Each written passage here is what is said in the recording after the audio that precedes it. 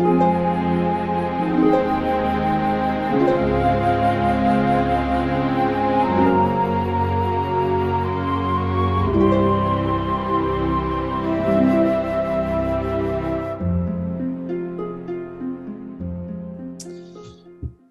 we are, Jay Smith and my good friend, Odon LaFontaine. How are you doing, Odon? So good to have you back. Listen, very good, very good. It's great, isn't it? Jay. You've been getting a lot of questions, haven't you? I think so. I've been answering a lot also. Well, we're going to do that for people here. And we promised that we would do this. We said to you good people that write your problems, write your comments, get it out of your system, confront us, harass us, negate us, try to engage with us, and you've done just that. And so Odon has been looking at them. He has been pulling out salient ones that need answers, that also are important, because it's obvious that many of you are taking this seriously. It's obvious that you are wrestling with some of the material that Odon has been bringing up, specifically Odon. And so this is now time for us to respond to them. And what I'm going to do, Odon has given me about 10 or 11 major questions that need to be answered. Now, we're going to try to put them up one a day, boom, boom, boom, boom, boom, boom, one after the other, so that you can respond or hear about them and respond back. And I'm going to give the name of the person that asked the question, but there may have been 2 or 3 or 4 people that were asking the same questions, but we have chosen one that probably communicates it better than the rest.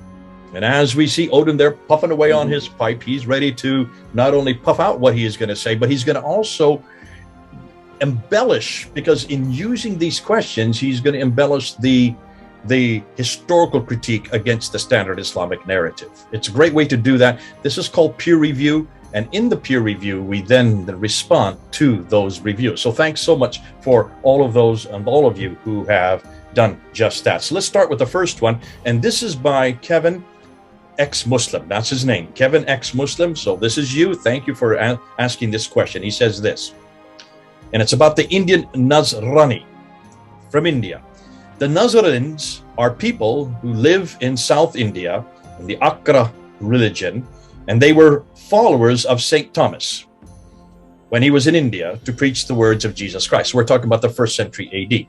Thomas was one of the followers of Jesus who then left Palestine, and he came by boat, and he came from the west, actually came to the east, and he supposedly landed in South India. And you have what they call the Martoma Church, which has now, most people from the Martoma Church recognize that their founder was St. Thomas from the 1st century. So he came to India and he preached the words of Jesus Christ. Why in South India for St. Thomas? Why is it that in South India, that St. Thomas, who sailed from the Red Sea there to the Indian Sea, and he was resisted in the South India first? Is this the Nasrani? Was he a Nasrani, is what he is asking. Over to you, Odon. What's your response to that? There are two responses, two ways of answering. The first one is the Quran itself. This is the Quran which defines the Nazarene people, which it describes. So in the Quran, and we saw this together, Jay, there is a depiction of the Nazarene of the Quran. This is why I call them Quranic Nazarenes. And we see that in the Quran, those people belong to the people of the book, which means that they are not Christians, they are not associationists, which means also that they are Jews. They belong to the Jewish people. So they could not be the Indian Nasrani, the Nazarene from St. Thomas. And the other way of answering this would be to really look into the first centuries and also the very first century of the church. And indeed, St. Thomas went to India, and there he founded churches. And St. Thomas was a Jew who spoke Aramaic. He had the Aramaic gospel with him. He had no Greek gospel with him. And he founded churches among the Jewish community there. you see, he visited the Jewish communities, telling them that the Messiah had come, that he was Jesus, and so on.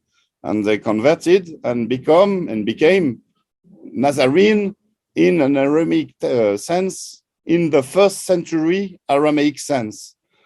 And those communities kept with the name Nazarene, Nasrani, because they kept a bit with Aramaic. This is a very particular thing with them.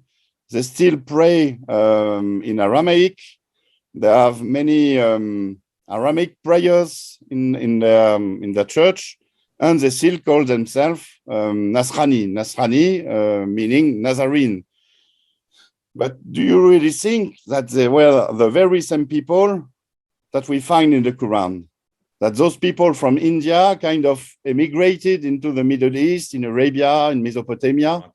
Why the word Nazarene? Why have they used this word? What would it have meant in the first century in Aramaic? Exactly. This pertains to the Natsaraya word in Aramaic. We did a little study about this in the video about the Quranic people. The Natsaraya and said word, we saw that it meant supporters of the Messiah in the first century sense. Because you see, Enset meant the branch as in Isaiah prophecy. Isaiah said that from the house of David, there shall come forth a branch, a netzer. So the Natsaraya were the one who were waiting for the Messiah to come out of the house of David. And this is why Jesus was named himself a Natsaraya, a Nazarene. Jesus from Nazareth is exactly the same as Jesus the Nazarene, because Nazareth, his city was the city of Nazarene, the city of the royal blood of David, the city of the descendants of David. And this is why the first disciples were given the name Natsaraya. But this is a very complicated name, and this is why I think we see in the book of Acts that the disciples took for themselves the name Christianoi in Greek, which Mshiaye in Aramaic, which means disciple of the Messiah.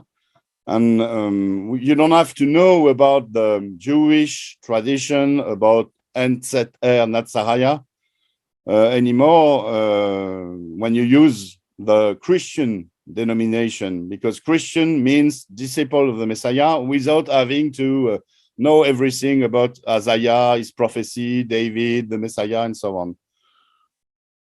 Okay, so you're saying that that we need to be careful that we don't conflate the 7th century meaning back onto the 1st century understanding of Nasariya. Exactly. The thing with the St. Thomas Christian is that they are not out of time, but they kept the tradition from the 1st century much more better than other churches, and this is why they still hang on to the Nazarene denomination, but they are Christian nonetheless, and they also call themselves Christians. Okay, thank you so much. I hope that helps you. Kevin, ex-Muslim, do come back with us if you have any other questions. Thank you, Odon. That'll be our question number 1 now answered. We'll put that in the wraps. See if you have any comments below. This is Jay and Odon, over and out.